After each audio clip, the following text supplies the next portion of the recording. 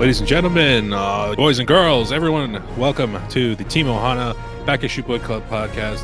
I'm Greg. And I'm Rich. Welcome back, family. Good to see you guys, or hear you guys, or talk to you guys, or whoever we're communicating with you. It's good to be here. Yes, thanks for consuming us. You know what's funny is this is a show that we do, which is primarily heard by people as a podcast, not a video. But this is a show that I made sure that I shaved for. Wow. I made sure that my physical appearance is good for an audio show. I don't understand myself sometimes. Here's the deal. I mean, I think it's about a 50-50 split. I think a lot of people, I was looking at the podcast numbers, and there's more people that watch the podcast and listen to the podcast on Patreon than listen to the podcast just on podcast platforms. So okay, well, you know what? Just for those people that are only listening, I'm going to take my microphone right now. You hear how smooth that sounds? That's my Rich is providing some ASMR. There we go. I don't know what that means. I know. I'll have to Google it. Yep. But anyway, this past week we read Uncanny X-Men number 308, and it was sort of a standalone storyline. Yeah, Thanksgiving one-shot-ish kind of thing. Yeah, because we record this on Sunday, the end of the Thanksgiving weekend, and we wanted to read a Thanksgiving-themed comic book, and there really aren't that many choices, just like Thanksgiving holiday movies. A great point, yeah. You got planes, trains, and automobiles, you got son-in-law, and after that, you pretty much, that's it, you're done. Yeah, so we read it, and it was a book. Yeah, definitely a book. There's a couple of things I really liked about it, but my biggest gripe is the artwork, man. Oh my gosh. Oh, amen. I had to stop halfway through the book after seeing some really, really poorly drawn faces of Jean and go back to the beginning. I'm like, she looks like a melted mannequin. Who the hell drew this? So and I went back to the beginning and saw who drew it. I'm like, okay. Who was it? I didn't even see. John Romita Jr. Oh my God. Well, yep. In the words of the great Bill Engvall, there's your sign. Yeah, he did the pencils. Well, so I was reading this. My wife and I, we go to Panera for like a little 2-hour lunch date on Sundays, and that's usually cool. It's usually where I've been like reading my books to prep for the night. So she'll do her art thing on her iPad, and I'll have my iPad reading the books. And I was just like, I sit across from her, and I'm just like, oh my God. And I just spin the tablet, and she's like, oh. I was actually considering showing it to Mrs. Ohana also. But I'm like, you know what? She's busy doing her own thing. I don't have that date night thing. So some of the shading, though, looks like at one point, it looks like she had two black eyes simultaneously and like giant wax lips. Yeah, giant wax lips with like facelift like cheekbones, Joan Rivers kind of like kind of things. Yeah, oh man, it was bad. Mean, seriously, I mean, you think about Jean Grey is synonymous with like Mary Jane Beauty, you know? That's kind of what I equate her to, yeah. And I'm like, you know, if somebody looked like that while they were proposing to me, I would be saying, first, I have to go get a blood test to see if I'm drugged or drunk or stoned, or because what the heck? I mean, yeah, like, well, and let's be clear, it was not just her, but she stuck out like a sore thumb for sure. Yeah, but I mean, there were like faces were like square, like on the jaw, like two square, not like I'm like John Hamm. I have a nice square jaw. No, like pointy squares. I remember there was one scene where Gambit was running towards the camera, and the calf was like the width of his hamstring, and just oh God. Yeah, the proportions were, you could tell this was okay. So 90s is what it looked like, not what it was. Yeah, for sure. But the story it's kind of just like almost a soap opera, and alongside a holiday movie special. The soap operas with just kind of conversation and reminiscing between Scott Summers, Cyclops, and Jean Grey, and how when they first met, and just going over all the Phoenix stuff and all of her interaction with Charles Xavier, and how he set up boundaries and all the intricacies of all that stuff, and how love overcame the Phoenix, and that's why by the end, and this happens across the whole book while other stuff is happening. At the Yeah. end, It's she 50% this and 50% a football game. she proposes to Scott, and he accepts. And all the while, the more fun part of the book that I actually enjoyed was all the other X-Men horsing around in the As leaves. poorly as they were drawn, except Storm. Storm looked good. Yeah, I don't remember her sticking out. Yeah, no, the artwork on Storm was good. Even Jubilee was not bad. Beast was, Eh, yeah, well, Gambit looked really bad. His face was never right. Rogue, yeah. I didn't know who that was. well, yeah, because he only showed him with the bandana, and the only reason you would know who he was that he was on like Rogue's hip the whole time, or the dialogue, basically. Yeah, and then people would call him by his full name because there's no way we would get it by just his first name. So, LeBeau, Remy uh, LeBeau. yeah, but the interaction, the way they were talking to each other and tackling each other, and the way Professor X gets tackled at the end, that really That was does fun. scream to me a family get together on Thanksgiving. Yeah, they're playing football, And I've done that. I've done that. Thanksgiving get together. Yeah, right after you finish eating, you go outside to play football. Well, I would We probably did it vomit after eating, not before. Oof. But there's a fumble on the field, and like Professor X comes out and announces like dinner's ready, and the ball is coming towards him, and he essentially goes like, "Oh my," or something like that, and it doesn't. It's the George Takai, man. I know, but whatever. He's like, "Uh-oh," or something like, Yeah. "Oh." Oh my. And then it doesn't show you it happening, but in the next He's panel you see he's like got bandages on his nose, on his forehead. yeah, and there's some One like person saying they got their foot stuck in the spokes of his wheel. yeah, that's right. But the score was 6-0. And he called them all to dinner. It's like, okay, this is the last play. And the team that was leading fumbled the ball. So if they can recover it, the game is over. If the other team can recover it and return it for a touchdown, then it becomes a tie. Yes. So it's literally everything. This is the last play of the game. Everything is riding on it. And the ball, as it's bouncing around, winds up in Professor X's lap. So they're all running at the wall. They look up like, oh crap, we're at full speed, and there he is. So And if you imagine essentially a silverback gorilla, which would be Beast, running at you, that alone, I'm surprised he got out there with a couple bandages on the face only. yeah. But it was funny. It was a nice, funny device. There was one. My favorite panel was Forge had hiked the ball, and it went to Gambit, and he was running, and Storm was covering Gambit, and he was like, "Oh God, what did he say?" He said something like, He calls her Stormy. "Yes." And God, she I gotta says, look I this should up. tackle you just for calling me that. And we're here. Okay. So Gambit goes, "You realize, mon chéri, that holding is a 5-yard penalty." And she goes, "There's not much chance of that happening in this lifetime, Remy." And I have told you I told you recently that you're incorrigible. Pardon the charm, Stormy. Now if you will pardon moi. I just thought that was funny. And she says, I should tackle you just for calling me that ridiculous name. Yes, yes, she does. And then out So, of nowhere, Archangel comes. yeah, and then you hear all the people like, hey, no powers, cheater. Right. You didn't say that. No, but it was assumed. But it's kind of funny because if you think about the first X-Men movie, which I think was 91, no, 2000. 2000. Okay, so it was after this book. Yeah. I don't know why I was thinking 91. What the hell?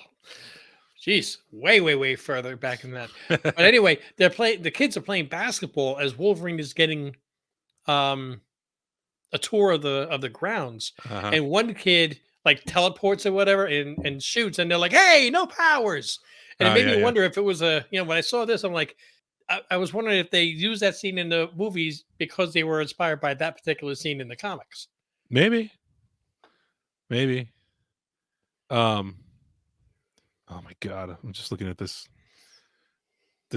panel where they're chasing after the fumble, and Gambit just looks like utter shit. I got it. Like, yeah, he looks so bad. Oh man. God.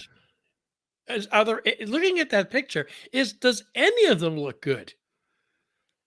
Uh, No. I mean, look at Beast's face. yeah, Beast's face is weird. Jubilee's If you fine, but her reflectiveness and her glasses all jacked No, but up. if you think about take away the glasses, you think about where the glasses are in relation to the nose and where the eyes are. Take the glasses off, and how big is her forehead? It's got to be the same size as mine.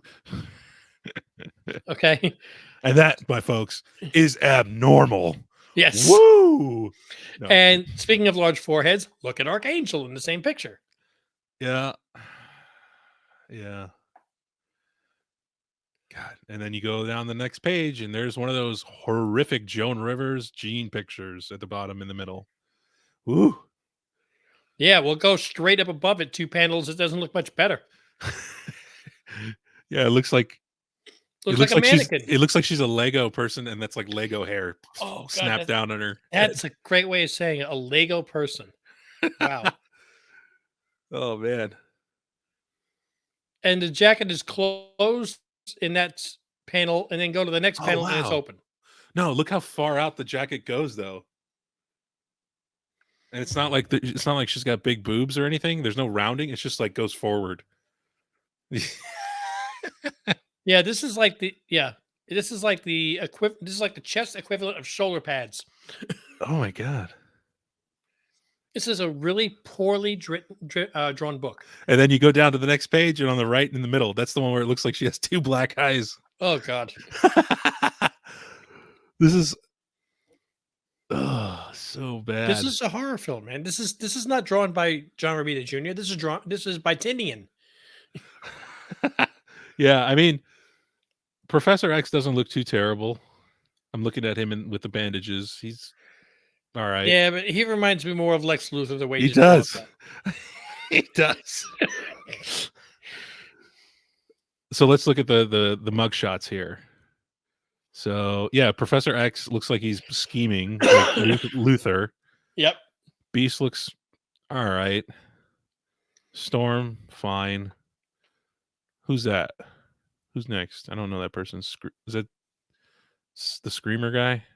Banshee? I don't know. We were talking about the full room. Yeah, Oh. so like there's the spread, and then the next page is like the like mug shots of everyone as they talk.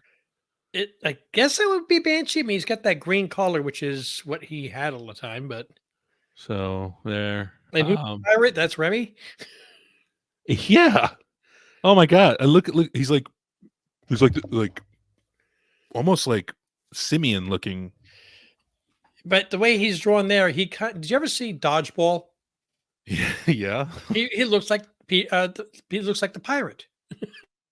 Oh, with the bandana, Peter. Yeah. Rogue doesn't look terrible, but her lips are. Yeah.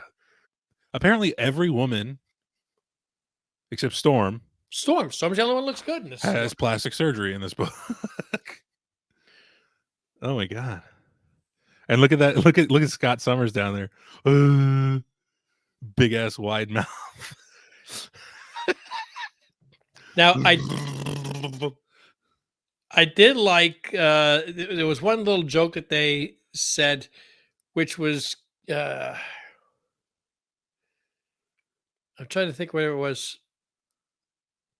Okay. Where Scott says, there's something that we need to tell you guys. And somebody says, don't tell me, she finally got a code name. Oh, yeah. Was it Jubilee? I think that's who said it, but you don't see. Oh, yeah, no, it's responded. No, Jubilee, nothing like that, nothing that exciting. Because 1963, you had Cyclops, Beast, Iceman, Jean Grey. She's never had a name. Yeah, wonder why. Even Charles Xavier had Professor X. Yeah. Wow. But Jean Grey has always been Jean Grey until she became Phoenix, which was a separate entity. And then when Phoenix subsided, she became Jean Grey again. How did I never notice that? I'm trying to remember, was she called like Marvel Girl at some point, or was that somebody else? Marvel Girl Marvel Girl, Phoenix, and Dark Phoenix at various points in her history. Okay, so she was at some point called Marvel Girl, but I don't think that was related to her having the Phoenix. I think that was just a code name for Jean Grey. But there's been so many different Marvel named characters in comic books in general. I'm glad they didn't stick with it. Yeah, I mean, it's already annoying having them across companies. I mean, it would have had to include her in the Marvels. So Jean, as Marvel Girl, was next seen living on the sovereign nation state of Krakoa for mutants. and the first appearance of Marvel Girl was X-Men 141, but that's saying Rachel Summers. No, Rachel Summers was their daughter from the future, though, wasn't it? Mm-hmm. Yep. Alternate timeline daughter of Cyclops and Jean Grey. Yep. There was also Valeria Richards, daughter of Reed and Invisible Woman. Yep, and there's rumors that Franklin and Valeria will be in the movie, but we don't know for sure. But and a completely unrelated thing, and I don't want to forget it. I caught the latest rumor that came out today: green light for She-Hulk season 2. Oh yeah, I saw that. I'm so happy. If no other reason, to just give the middle finger to the haters. Yeah, but I really did enjoy it. I did too. I look. There are certain parts of that show that absolutely I did not like, but as a whole, it was campy, which is what She-Hulk is supposed to be. It lived up to what it was supposed to be. Yeah, man. The whole wedding episode they could have gotten rid of that. I was okay with that going bye-bye. But the season 2 is supposedly rumored to be greenlit, and it supposedly will be more than 6 episodes. Yeah, which is good. I don't know. I'm not a fan of these like 6-episode mini. They're like miniseries in comics. Yeah, some of them are good. I mean, Loki was just wow. Yeah, you're right. So that's true. Which just shows that it can be done. And I really liked Hawkeye too. I think that was only 6. I liked Hawkeye a lot. I liked the journey from me not standing Kate Bishop in the beginning to really liking her at the end. If you could change my opinion of somebody in 6 episodes, you did a good job. Yes. And despite people not liking it that much, I like Falcon and Winter Soldier. I liked it too. I thought so. I'm noticing a recurring theme for Marvel stuff, for MCU stuff for me lately, and that is the villain / bad guy was like, not that great, but the rest of it I really loved. Yeah, I think that I didn't like the speech at the end that he gave. It didn't. He was trying to give a Captain America Steve Rogers kind of speech to the members of the World Council, whoever it is that are in charge of reallocating the world back to a full population. But whoever wrote the stuff for Steve Rogers was not available when they wrote it for Sam Wilson. Okay. Yeah. It just and it wasn't anything to do with the actor. I thought he did a great job.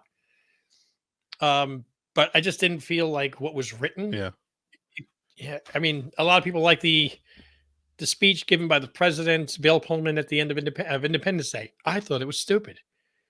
To me, I just kept saying Lone Star. So, well, at any rate, kind of a tangent there, but still comics. It is. What is there anything else to mention about this other than what we've said so far? That's all I caught. It was literally as I was going through stuff, waiting for you to jump in the room. So yeah, I mean, I think this is. I guess they getting married next issue or something. I'm assuming. I don't know, but this is when Scott Summers accepts Jean Grey's proposal. So, which he proposed to her in X Factor 56, if I remember that correct. But she said no because she wasn't ready at that time. Right. So that kind of just makes me think of Big Bang Theory. Which I have not watched, but yes. You never watched Big Bang Theory? No, I've always sort of raged against the machine because I'm weird. I do that shit where like if it's super popular, I'm like, ew, no. Well, I can empathize. I've never watched the majority of popular shows, and the only reason I watched Game of Thrones was so I could have something to discuss with you. But yeah, like Walking Dead, no. Sopranos, no. I never watched Breaking Bad, no. Never watched any of those.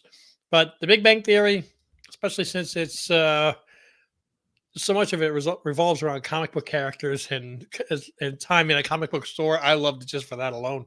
But it was pretty good chemistry between these actors. Awesome. All right. Well, what would you give this bad boy? There was a lot of things that I did not like about this book. I I I I understand that they were saying that Jean Grey felt something towards Scott from the very beginning, which nobody else in the comic world can understand. Because I don't think there's anybody else out there that thought that Scott was anything more than just a whiny kid. Um, they never really explained why she was attracted to him, why anybody would be, but it didn't feel believable. I know it's a comic book; it's not supposed to be believable, but it is. The artwork was not there. It did have some funny parts in the football game. We kind of ended instead of on a happy note, more of almost like a dark note. The way Professor X was like, "Oh, I have this horrible thing that I had to let them know, but for now, I'll let them be happy because it's Thanksgiving." And, I don't even need to read that box. What was that? What was the? I thought they they didn't. just. They didn't elaborate what it was. Tune in next week if you want to find out what Professor X is having a conniption about. I don't know. I didn't read the books before this, so I didn't know that Ileana died. It's a comic book; she's probably not dead still. That Cyclops had left. That Wolverine was off licking his wounds. Huh? I didn't like the way that they kind of made him out to be. Like, oh, we all think of him as a dog. Yeah. Sabretooth has joined the X-Men. Well, maybe that's what happened. I don't know. He says, and while he has some reservations about the decision made here today, he chooses to keep them to himself, basically. So I think he just has some reservations. I don't think he knows of something that's happening in the future. I just think it's more of the don't date in the workplace kind of thing. Or what you got, the two you guys combined is going to make something horrible. Something, but I don't think they don't write it to make it sound like he's like aware of something that's coming, in my opinion. Yeah, just that he's weary about it. But he isn't sharing in the joy though. Everybody else is cheering and happy and going over and congratulating him, and he's still sitting at the table completely by himself. It's not like he's going to jump up and jump for joy, but he's over there like, whatever. Kind of, yeah. I'm just going to be stoic, and which is weird because I don't think of him as super stoic like that usually. But I've rarely read him. I have only my biggest exposure is the cartoon. So, the flashbacks, the way of their original parts of their relationship, it didn't lend to me to be a Thanksgiving, like this is what I'm thankful for type of issue. I feel like it really missed the mark for Thanksgiving, but then again, nobody knows what a good Thanksgiving story is. Overall, I'll give it like a 3.5. Okay. I'll give it a 5. I right up the middle. I thought the art was abysmal. Yes. Still better than anything I could do, probably, but still, I'm not a professional. There, though. I'm not a professional artist, so. I mean, Frank Miller has the excuse of being old. What's John Romita Jr.'s excuse? Especially in '94. Yeah. So yeah, I don't know about what was going on with that. Oh, jeez, that's scary. I didn't really care about the Jean Grey Scott Summers half of the story. It was whatever, fluff to me. I liked the rest of the story. I thought it was fun, funny, and I enjoyed it. I thought it was good. I thought it was good. So all that together comes out to a 5 for me. Okay, which is neither positive nor negative. It's a neutral grade. I feel sea level forever reading it. Right. And for me, I'm just below the surface. I can see the waves there. I'm not dying in the depths, but it's something that if I would have known exactly what it was going in, I probably wouldn't have wanted to read it. Yeah. So Yeah. So we did a Thanksgiving book this week. What are we doing next week, buddy? next week well, it'll be December soon. Right now it's the 26th, but by the time this comes out, it'll be December, and we decided to read a short 7-book series called Klaus, Klaus, and it's about a fantasy dark origin of Santa Claus, basically. This will be coming out on November 30th.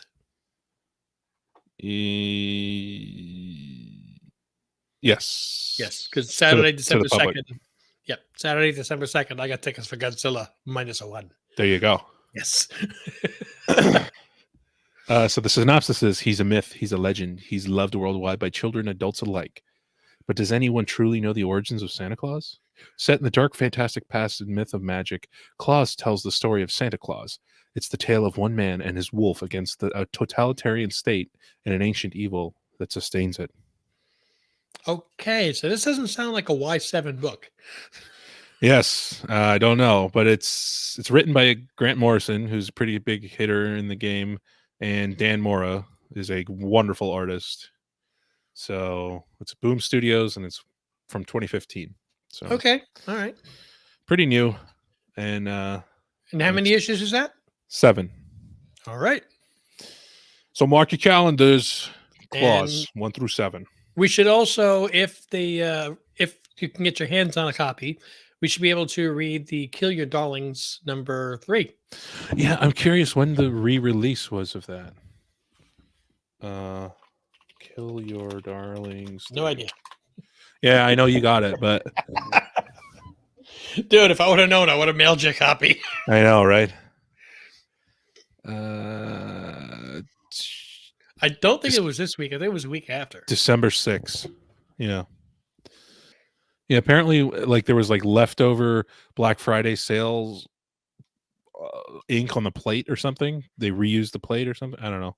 I didn't really look into it too much, but yeah. So 2 weeks. Next week will be no current book. We'll just be talking about Claus. And then the following week, Kill Your Darlings 3. Yep. And then the following week, Enfield Gang Massacre 5. And whatever older book we're reading at that time. Yes. Awesome. I love it. Cool. All right. Anything else? I believe that is it, sir. You want to bring us home? Sure. Thank you guys for listening, watching, wherever you listen to your podcast or your podcasts. We should be there. Back Issue Book Club. Don't forget to rate, leave a comment, review is the word I'm looking for.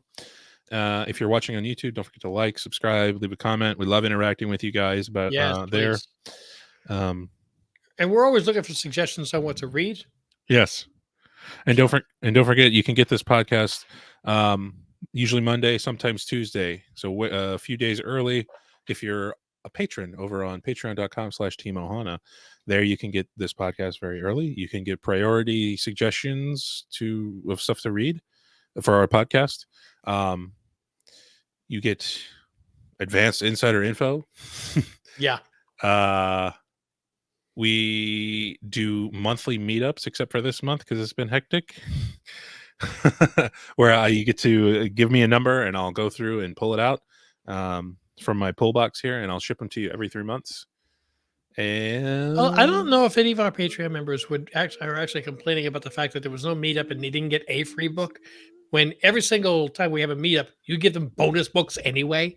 I know, right? I don't want to. It's like we're supposed to get together, anybody in Patreon, and everybody gets to pick a book. And it seems like every single month you're like, you know what? Rich isn't here yet. I want to kill time. Everybody pick another book. Yeah, that's kind of how it goes usually. And a lot of times there's a third book, but I'm only ever guaranteeing one. Yes. Yeah. So, but yeah. We'll also do watch-alongs there of things that we're watching. So Rich and I will record ourselves, basically a reaction video. And I'll put a timestamp at the top so you know when we start our video you can start your copy, and it's like you're watching along with us. It's kind of a fun thing. Dude, we're gonna have to discuss how we're gonna handle What If, because that's 9 straight nights. Is it they're releasing it 9 straight nights, or just dumping it all at once? 1 episode a night for 9 nights, which is like your worst nightmare. Yeah. Maybe some nights I'll be all alone. How about that? We'll see. We'll see. Okay. Yeah, we also have kind of rolled it out sneakily. I've seen our merch shelf under some of our YouTube videos. Oh, I haven't. I gotta look for it. Yeah, so like this is your FOC video. You can see below here. Shop the Team Ohana store. Cool. And you can see, stuff that we have for available to purchase through Spring. We've got a hat, the classic shirt, Submarinera shirt, and a phone case. We have a phone case now. You can. It's what phones does it fit? Or you order it and it whatever one you need. I didn't even know it's a phone case, dude. I actually had created this like a year ago when I was looking at places to. Anyway, fun little thing that I didn't know was going to roll out, but there it is. So cool. I noticed it today. So yeah, check those out. Anything else? That was a lot. I'm sorry. I believe that's it, man. All right. You guys are great. We appreciate you very much. Until we see you in the next episode. Hello.